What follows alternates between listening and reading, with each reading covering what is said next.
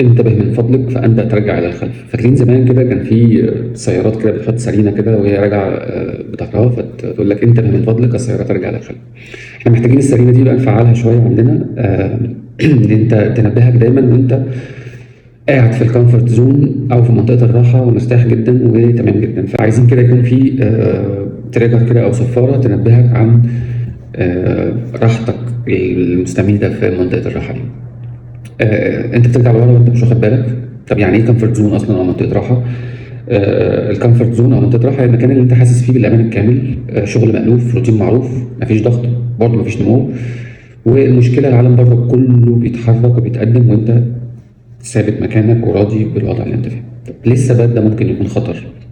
مفيش حاجه اسمها واقف مكاني، ما هي اما بتتقدم يا اما بتتاخر. يعني الثبات ده ما بيستمرش كتير وانت جوه الكومفورت زون او منطقه الراحه. مهاراتك بتفضل واقفه مكانها، يمكن كمان بتقل قيمتها.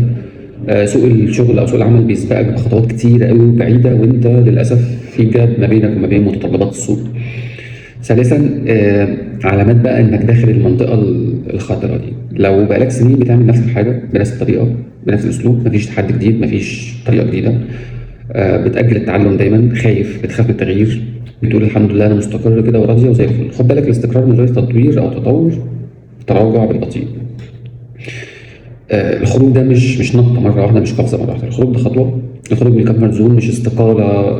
يعني مش بقول دلوقتي لا سيب بقى الشغل ده واستقيل وتذمر على الوضع، ولا مغامره مجنونه برضو. الخروج ده يعني بتتعلم مهارات جديده، بتاخد مسؤوليه اكبر شويه، بتدخل تحدي ولو بسيط من وقت للتاني، بتحط نفسك في موقف يطورك ويحركك من مكانك حتى لو بخطوات بسيطه قوي.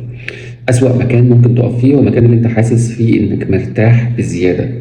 لو مرتاح قوي كده راجع نفسك. يمكن تكون بترجع لورا قوي وانت فاكر ان انت ثابت مكانك. اتمنى لكم جميعا التوفيق واشوفكم دايما على خير والسلام عليكم.